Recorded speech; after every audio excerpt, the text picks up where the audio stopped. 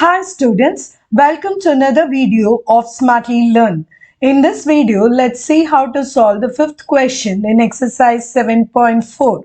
Let's look at the first subdivision, integral of root of 3 plus log x, the whole thing divided by x dx. So we are going to put this expression 3 plus log x as t.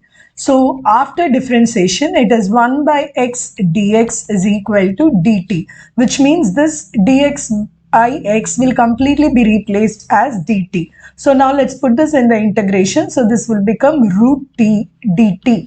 So after integration, this is t to the power 3 by 2 by 3 by 2 plus c, or 2 by 3 t to the power 3 by 2 plus c. Now you can put back the value of t. So this is 2 by 3 plus log x, the whole power 3 by 2 plus c. Now let's take up the second subdivision, integral of 3 into x plus 1 into x plus log x, the whole squared by x dx. Now we're going to put x plus log x as t. So x plus log x is equal to t means 1 plus 1 by x dx is equal to dt.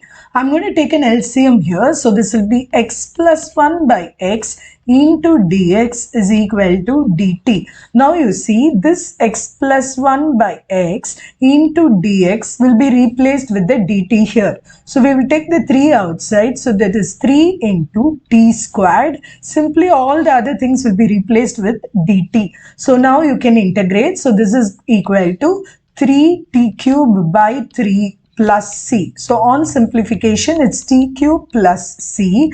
Put back the value of t, which is going to be x plus log x, the whole cube plus c. In the next video, we will find the solution for the sixth question in this exercise. See you in the next video. Bye.